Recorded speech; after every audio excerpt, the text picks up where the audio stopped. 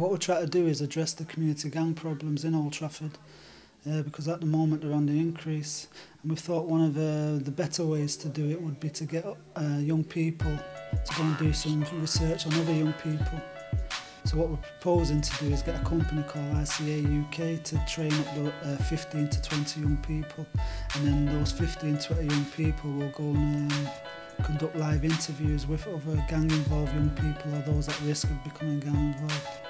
After the research, we're hoping that the young people will then have a set of findings and a set of recommendations for the wider community. There's an event on the 10th of July at Manchester United Football Club, hosted by the Youth Offending Service from Trafford MBC. So there probably will get the young people to disseminate the findings to all key stakeholders and service providers. This will help bridge any gaps there are in understanding of how to address the problem, really, and give the young people a say and a voice in a very important matter. What we've been doing over the past few months is peer research for guns and gang problems in Old Trafford, and I'm quite pleased to be up here and be doing this because it's groundbreaking what we've done, because on a national level it's never been done. Imagine your kid was out playing sports and worst come to worst, bullet strays hit yours.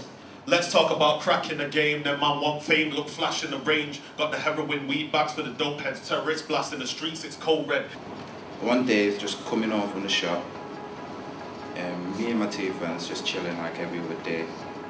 And then we come back, it was about 11:30, and I'm knocking on to let my family know that I'm outside.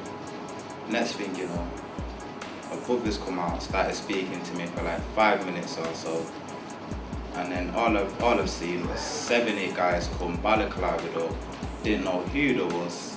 And I keep myself to myself, I don't cause no trouble, so I didn't know what it was over as well. One of them jumped off the bike, went to the front bike, drove for a weapon, pulling out a weapon off the bag, pointing it in our faces, saying no one move. And at the time, my little nieces and nephews, my mum, my sisters, everyone was in the passageway. So at this time, I couldn't let him in the house no matter what. Basically, we could have an educational centre. We're talking about Old Trafford. We've got the Zion Centre in Hume, we've got the powerhouse in Mossad, but we've got nothing in Old Trafford. Diverse activities, like something that I'm doing now, like music projects and things like that. Support within Trafford and Manchester was to fund the young people with projects like that and short films and other projects. Then it's hitting the nail on the head, because at the end of the day we're leaders, as the young man over there was saying, and we have role models in our community, and we've built a voice that people are willing to listen to. We've all put together a little role play of like some of the situations that people are put in Old Trafford sometimes, and the way they reflect upon things. Is that the new Sony Ericsson? The cyber shot? Wow, I'd love to get that.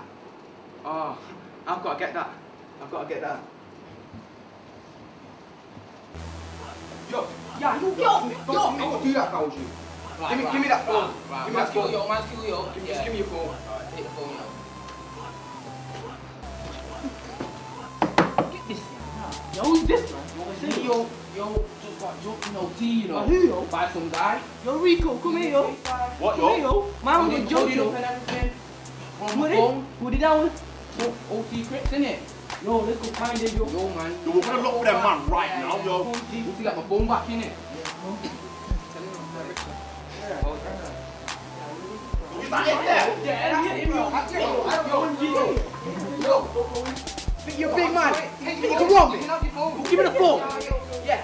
Don't kill me, but you can put me in that situation, though.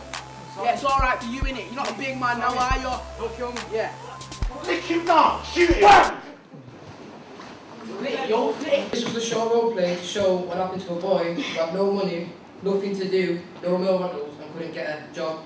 So in the end he turned to crime. We're going to break into some small groups that are going to be led by each of the researchers. Don't know what to do as a parent myself. You don't know what, you know, you hear it, you know it's there. it's beginning to get worse and frightening. A lot of people in Old Trafford, the young people, their role models are gang members. You've got people like us that we're respected and whatnot, and we're doing our thing to try and create that positivity, but I think there needs to be more done. If they've got role models as a gang, they want flashy things, they want to look good, and they see it as we'll get girls if we look good. We don't want them, they don't just want the cleaning jobs. Someone like the parents don't have enough money to take them to their vacation, so they stay here and they have nothing to do, and they have not enough money, so we need communities to help us and take the kids to camping trips and all that. Because even when you look now, there's nothing like the library opposite my house in Old Trafford. They used to have a play centre running every summer, and we used to go away, and now they haven't got that. And the kids, you see them all in summer, all out in the street, just getting in trouble. Agencies on their own can't provide solutions. I think the research that comes out of today suggests that when you listen to young people, what they want is having somebody to talk to, and somebody to help them and support them. And I think, I don't think the agencies have been good enough in terms of support. Someone tried to hit her, a grown man. They phoned the police in it because there's been loads of trouble. And the next day, neighbours phoned the police and it took 3 hours for you to come. Maybe it is investing in people like yourselves to work with those rather than it be agents like us. Yeah, instead of parachuting into an area and trying to do that kind of work, which I think is very difficult, is actually the real capacity by working with young people like yourself and investing in young people to work with others. Because outside people, really, they won't speak, they won't engage with them as much, whereas people like us, they'll speak to us. Partnership-wise, most funding is aimed at targeting young people in trouble. And universal service, if you're not in trouble, then you get less of you got less activities really.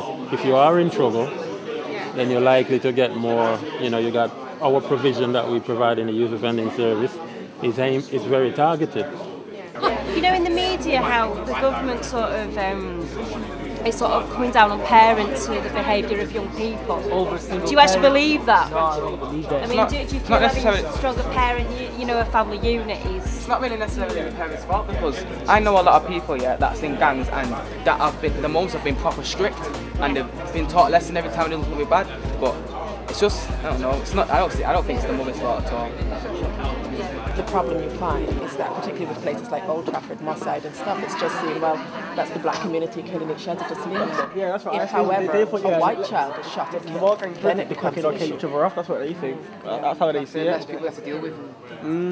There's limited resources, and then when we go home at I go home at 4:30, 5 o'clock, and about what they're doing then. When we do ask for more resources, people just say that they can't get the funding. But I ask them, so how can we get the funding? What do we have as value? What is value? What does it mean to each and every one of us? All our young people want what everybody else has got. So how do we help them to educate themselves, to get it, and get it with respect? Because I came from Trinidad, I didn't know anybody over here. By going to these play schemes, I got to know the people in my area and made friends and knew who was who and what, who was involved in where and wherever else. And because of that, it made a bigger link and a big family. Whatever you like the police or not, whatever you can say, but they used to stop and they used to talk to you. But now, they just look down at you. And I feel that as an adult, never mind a young person, you know what I mean? They do look down at the young people, and especially the black kids, the black boys, they do look down at them. So how do we get our small businesses to help our young people to have self-value?